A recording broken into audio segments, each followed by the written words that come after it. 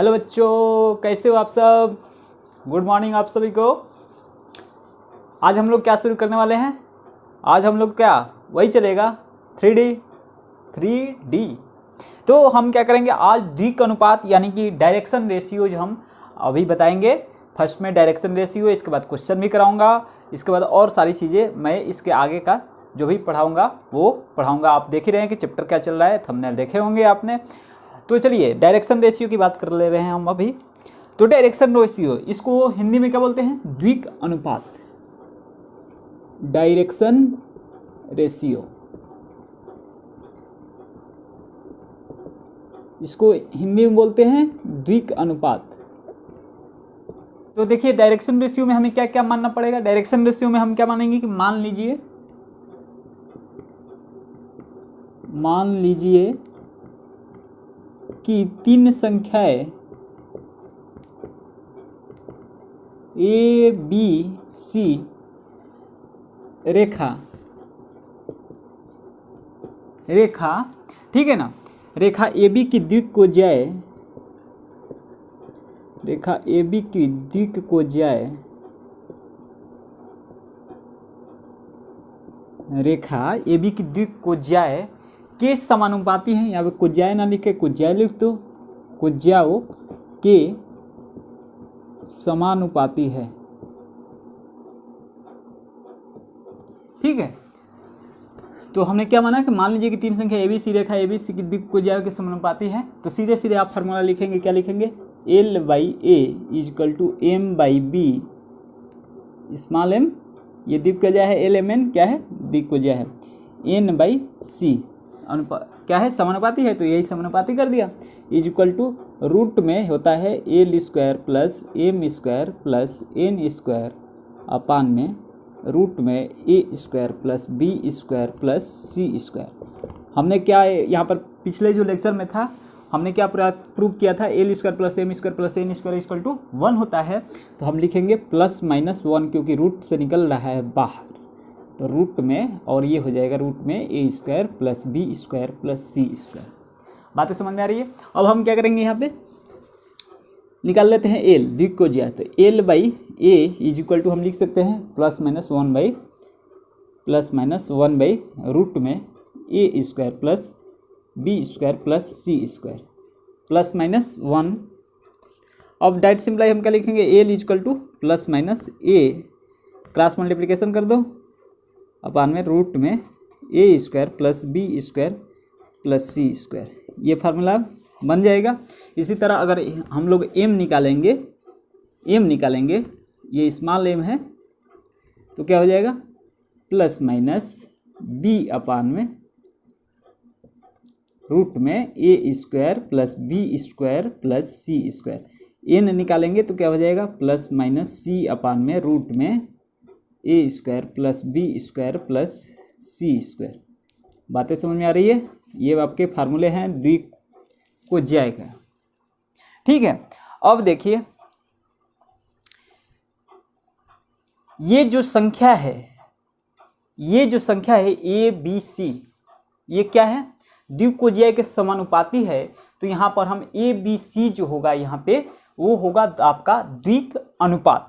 A B C क्या है, यहाँ पर क्या है, द्विक अनुपात। ठीक है, तो हम ए बी सी को लिखेंगे जहां ए बी सी क्या है, द्विक अनुपात। बातें समझ में आ रही है। ए बी सी क्या है, द्विक अनुपात। इतना आप फटाफट नोट कर लीजिए। और मैं छोटा सा एक टिप्पणी, एक क्वेश्चन टाइप का कराऊंगा जो आपको समझ में आ जाएगा इसका डिटेल। ठीक है, फटाफट नोट कीजिए, जल्दी से नोट कीजिए।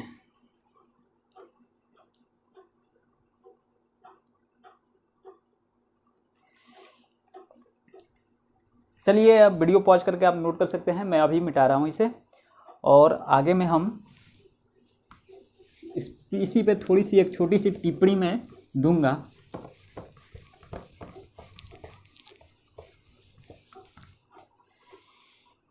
हाँ, टिप्पणी में आप लिखेंगे टिप्पणी, चिपड़ी नहीं, टिप्पणी। चलो, दो बिंदुओं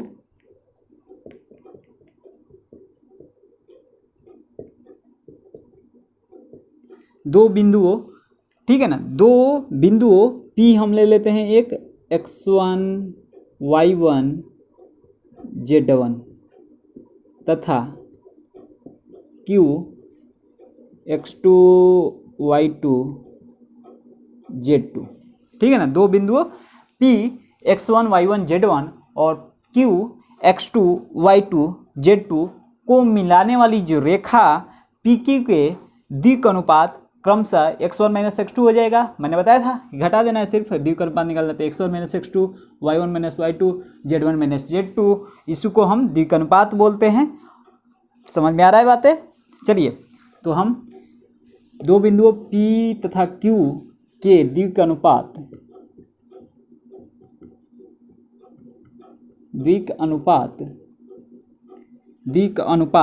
क्या होगी?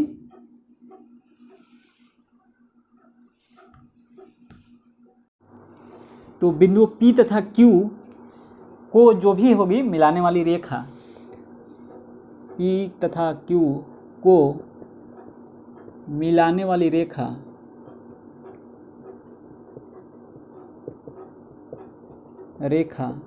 का द्विक अनुपात हमने कैसे निकालना सीखा था? क्या करेंगे? x2 माइनस x1 घटा देंगे, y2 minus y1 z2 minus z1। तो हम ये लिखेंगे x2 माइनस x1 कामा y2 माइनस y1 कामा z2 माइनस z1। ठीक है ना, z2 माइनस z1 है। तो PQ की द्विक को ज्याय हम निकाल सकते हैं। कैसे है? तो PQ जो रेखा है, PQ की द्विक को ज्याय क्या होगी? यहाँ पर लिख दे रहा हूँ, द्विक को ज्याय।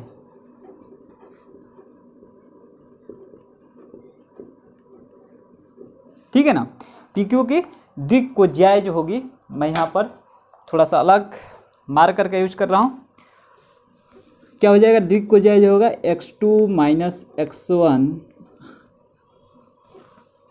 अपान में PQ इजकल इसके बाद डैश y2 माइनस y1 अपान में PQ z2 माइनस z1 अपान में PQ। जो मैंने रेड से लिखा वो बहुत ही इम्पोर्टेंट है, उसको आप पढ़ लीजिएगा। जहाँ PQ इज इक्वल टू क्या है आपका? रूट में x2 माइनस x1 का whole square plus y2 minus y1 का whole square plus z2 minus z1 का होल स्क्वायर। अभी हमने पीछे में बताया था द्विक अनुपात क्या होता है। द्विक अनुपात A equal to x2 minus x1 लिख सकते हो, इसी तरह लिख सकते हो। ठीक है, कोई बात नहीं। और ये आप नोट कर लीजिए, डायरेक्शन रेशियो जो है इसमें बस इतना ही था। ये फार्मूले आपके लिए बहुत ही इंपॉर्टेंट है, फटाफट नोट कीजिए। ठीक है, जल्दी से नोट कीजिए।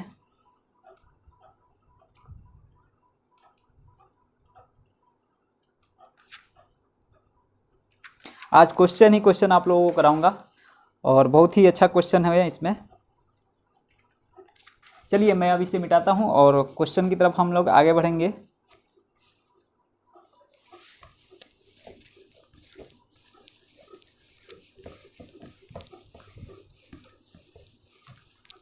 चलिए, क्वेश्चन करने के लिए आप तैयार हैं?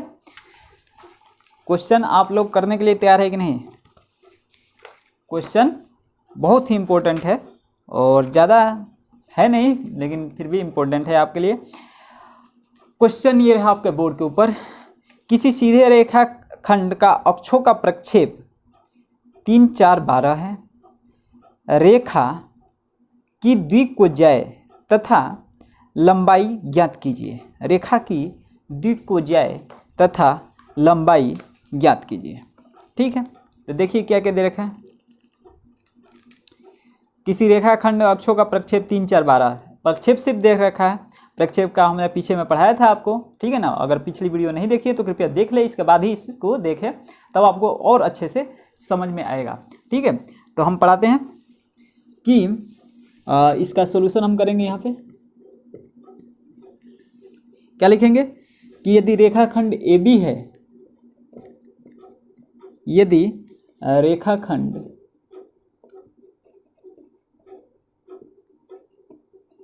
AB है, ठीक है ना, और उसकी द्विकोणीय LMN है, और उसकी द्विकोणीय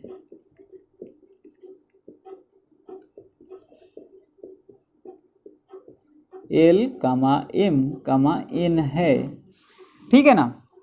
तो प्रश्नानुसार जो होगा, प्रश्नानुसार means according to question, according to question, तो L इजकल टू 3/AB, यही तो है, प्रक्षेप है 3, ठीक है। और दूसरा क्या है 4, तो M इजकल टू 4/AB, और N इजकल टू 12/AB। बातें समझ में आ रही है। अब हम जानते हैं we know that L square plus M square plus N square is equal to 1 होता है, ठीक है। तो हम यहाँ से निकाल सकते हैं, रख दीजिए भाई 9/AB स्क्वायर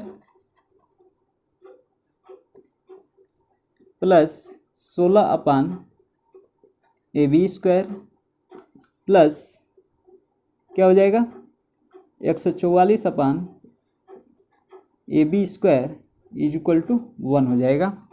बातें समझ में आ रही है।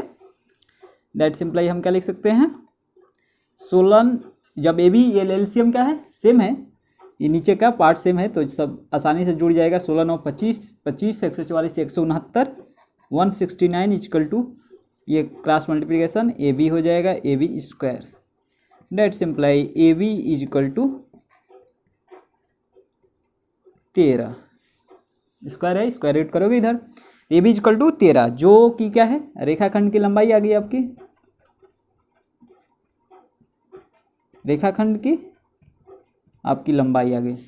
अब हमें क्या करना है, रेखाखंड की जब लंबाई आ गई, रेखा की द्विकोणीय तथा लंबाई ज्ञात कीजिए। तो द्विकोणीय हमें अब ज्ञात कर लेना है, आसानी से ज्ञात कर सकते हैं यार, ये अब AB की जगह पर रख देना है।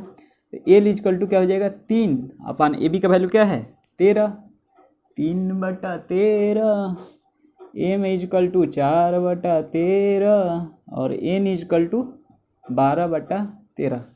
देखे आसान क्वेश्चन, कितना आसान क्वेश्चन था, ठीक है। इसको अगर नोट करना चाहे तो नोट कर सकते हैं। और आगे भी आपको एक क्वेश्चन मैं करवा दे रहा हूँ कि जो उत्तर प्रदेश डिप्लोमा 2010 में आया है, देखिए आपका कितना सौभाग्य है कि उत्तर प्रदेश यूपी डिप्लोमा 2010 का क्वेश्चन आप लोगों के सामने मैं रख रहा हूँ। चलिए इसको मैं मिटाता हूँ, आप समझ गए होंगे, सवाल तो कर लेंगे यार।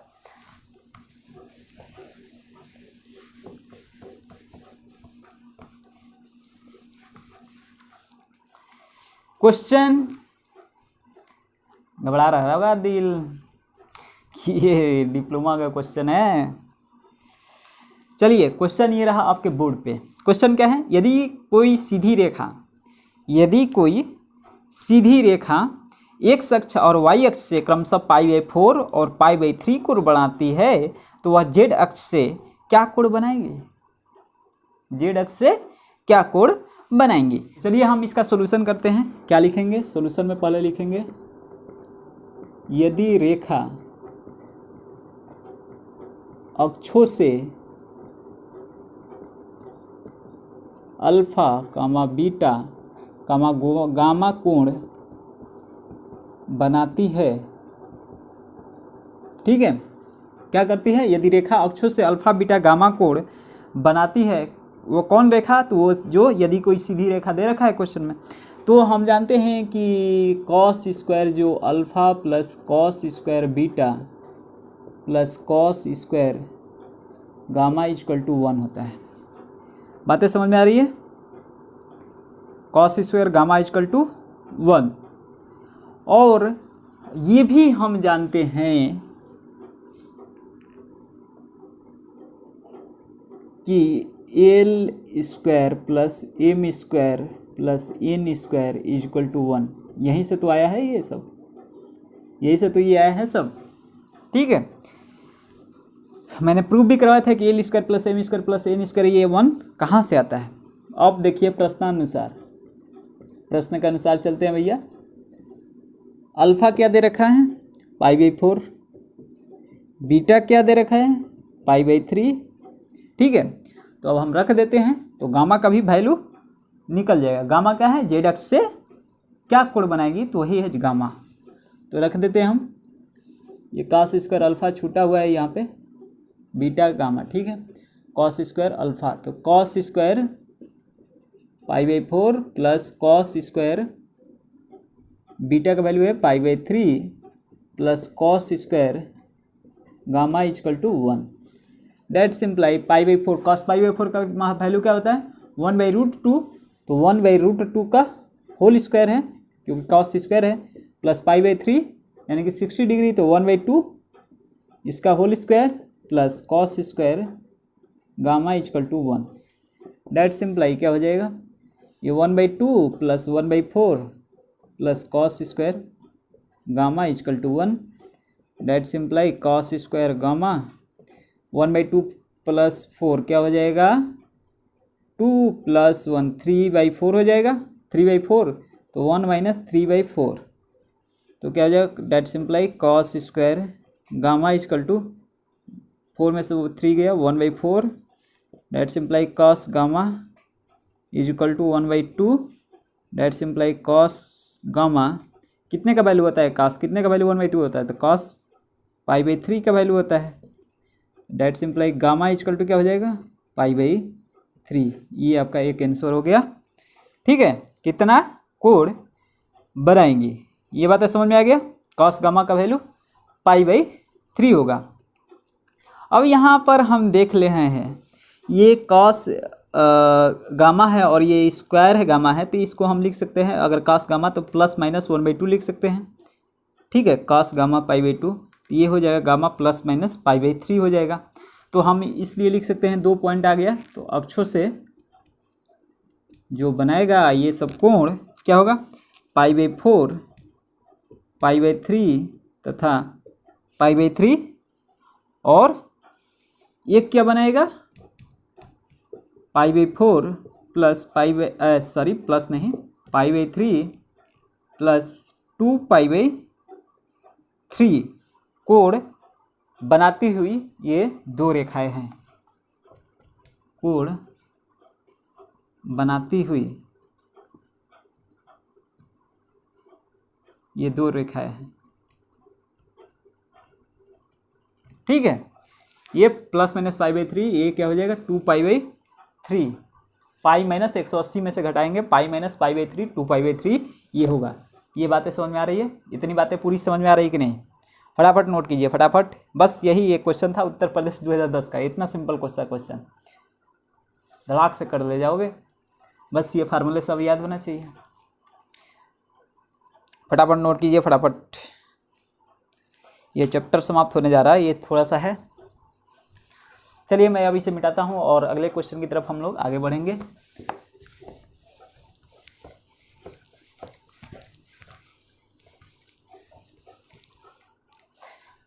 क्वेश्चन ये रहा आपके बोर्ड के ऊपर। क्वेश्चन क्या है, यदि कोई सीधी रेखा निर्देशांक अक्षों की धन दिशाओं से अल्फा बीटा गामा कोण बनाती है तो सिद्ध कीजिए कि sine square alpha plus sine square beta plus sine square gamma equal to 2 होता है। ये भी उत्तर प्रदेश डिप्लोमा 2011 में आ चुका है। ठीक है, तो हम क्या जानते हैं, एक हम जानते हैं सोल्यूशन में क्या लिखेंगे,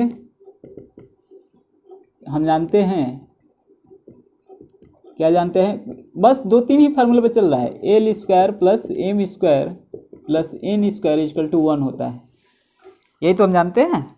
और कुछ जानते हो क्या, अर्थात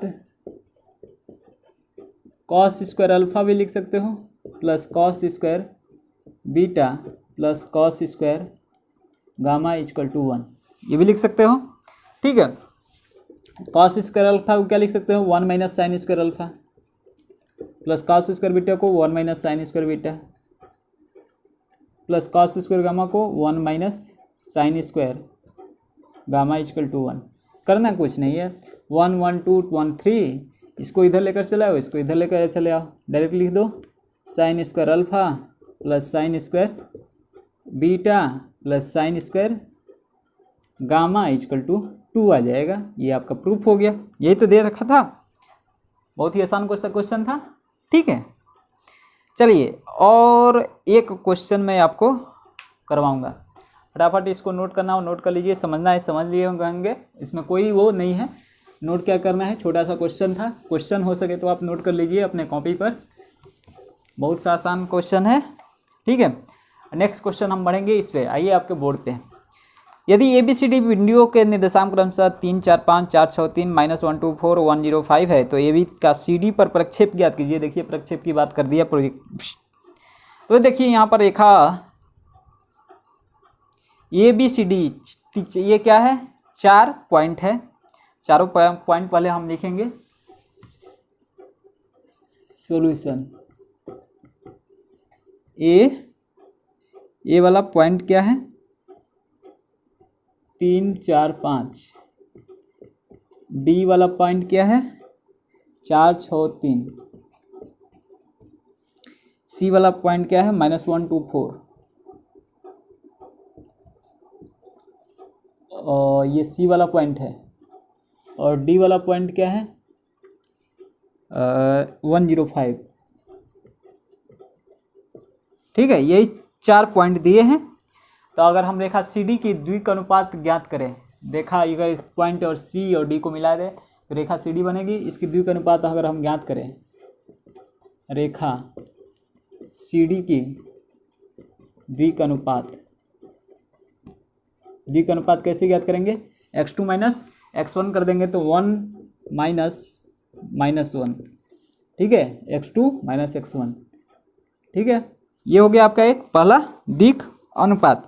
एक हो जाएगा ये 0 -2, एक हो जाएगा 5 - 4, तो ये हो जाएगा 2 -2 1। द्विक अनुपात आपका निकल गया। बातें समझ में आ रही है कि द्विक अनुपात निकल गया। अब हम दिक को जिगाए निकालेंगे, CD की दिक को जिया निकाल लेते हैं। क्वेश्चन बहुत आसान है। दिक अनुपात निकल गया, CD के दिक को जिया निकालेंगे तो दिक को जिया क्या हो जाएगी 2/CD, दिक अनुपात अपन दिक को जिया, ये 2/CD हो जाएगा इज इक्वल टू 2/CD, और ये क्या हो जाएगा -2/CD, और ये क्या हो जाएगा 1/CD। इतनी बातें समझ में आ रही है कि नहीं। चलिए अगर हम CD की बात करें तो CD का फार्मूला हम यहाँ से निकाल सकते हैं डिस्टेंस फार्मूले से। ठीक है, x2 - x1 का होल स्क्वायर, चाहे x1 - x2 का होल स्क्वायर रूट में होता है ये सब, प्लस तो लिख देता हूँ x1 - x2 का whole square plus y1 - y2 का whole square plus z1 - z2 का होल स्क्वायर, यही तो होता है। अब मैं डायरेक्ट लिखूँगा, डायरेक्ट x1 - x2। चलिए x1 - x2 करते हैं तो ये 2 ही आएगा। अरे x2 - x1 करो, चाहे x1 - x2 करो, -1 -2 -2 आ जाएगा, तो उसका स्क्वायर करना है सिर्फ, इसमें कोई नहीं। ये हो जाएगा आपका 4 प्लस ये हो जाएगा 4 + 1, ये हो जाएगा CD आपका रूट में, CD इक्वल टू रूट में 9, तो CD इक्वल टू क्या होगा 3। ये आपका समझ में आ रहा है कि नहीं आपको। ठीक है ना, CD की जो आप दिक को जाए हम ज्ञात करेंगे, दिक को जाए तो CD की जगह पे ये रख देंगे, अतः दिक को जाए जो होगी क्या करेंगे, CD के जगह पे ये CD की जगह पे ये रख देंगे 3, तो 2/3 -2/3 और 1/3। ये बातें समझ में आ रही है। अब AB का CD पर अब हमें प्रक्षेप ज्ञात करना है। ठीक है ना, तो AB का क्वेश्चन समझ लो, ये देखो ये कैसे किया जा रहा है वो समझ लो, आप सारी चीज़ें समझ लोगे। तो AB का CD पर प्रक्षेप कैसे ज्ञात करेंगे, x2 - x1 × L x2 minus x1 into क्या होगा L हो जाएगा plus y2 minus y1 into M into है M plus Z2 minus Z1 into N। इतनी बातें समझ में आई। अब हम क्या लिखेंगे, एल एम एन निकल गया, यही तो एल एम है, दिख को जाए एल इजकल टू ये है, एम इजकल टू ये है, एन इजकल टू ये है। ठीक है, तो अब x2 माइनस x1 कर लेते हैं। x2 माइनस x1 कौन सा होगा, ये वाला, ये यहाँ पर हम मानेंगे, इसको मानेंगे हम x2 y2 z2 x1 y1 z1। x2 minus x1 यानी कि 4 माइनस 3, डेट सिंप्लाई क्या लिखेंगे 4 माइनस 3, यही तो लिखेंगे बाबा, 4 माइनस 3 इंटू एल का वैल्यू क्या है 2/3 प्लस y2 माइनस y1 क्या है 6 माइनस 4 इंटू एम क्या है -2/3 प्लस Z2 माइनस Z1 यानी कि 3 माइनस 5 यानी कि क्या हो जाएगा 3 माइनस 5 इंटू एन क्या है 1/3। अब इसको सॉल्व कर लेंगे आप, 4 में से 3 गया 1 यानी कि 2/3 हो गया, और 6 में से 4 गया 2 और 2 इंटू -2 यह क्या हो जाएगा -4/3 हो जाएगा, और 3 में से 5 गया -2 इंटू 1/3 यानी कि -2/3 हो जाएगा। क्या 3 नीचे का जब हर बराबर है तो फटाक से जोड़ घटा लेंगे अपना, तो जोड़ घटा के हम लिखेंगे क्या आएगा 2 में -4 -2 -6, 2 में से -6 गया -4/3 ये भी हो जाएगा ए बी का सी डी पर प्रक्षेप। ये बातें आपको समझ में आ रही है। तो ये आपका डायरेक्शन कोजिया है। ये चैप्टर क्या था, चैप्टर का नेम था coordinate direction cosine and direction ratio, जैसे कोऑर्डिनेट ज्योमेट्री ऑफ 3 डायमेंशन में ये चैप्टर का नेम था। तो ये आपका चैप्टर समाप्त होता है। ठीक है, और बहुत ही आसान क्वेश्चन था, 3-4 क्वेश्चन करा दिया, और इसी पर बेस्ड आपके क्वेश्चन आएंगे डिप्लोमा में। ठीक है, और बोर्ड एग्जाम वाले भी देखना चाहे तो अच्छे से देख सकते हैं, और उसके लिए भी ये फ़ायदेमंद ही होगा एक तरफ से। ठीक है, तो दोस्तों कैसी लगी ये मेरी वीडियो, अगर आपको वीडियो पसंद आए तो कृपया एक लाइक ज़रूर करें, और साथ में वीडियो को शेयर भी करें अपने दोस्तों के साथ, और क्या करें चैनल को सब्सक्राइब करें। ठीक है, और साथ में बेल आइकन को प्रेस कर लें, और चैनल को सब्सक्राइब जरूर कीजिए। तो दोस्तों मिलते हैं अगले वीडियो में, तब तक के लिए धन्यवाद। जय हिंद।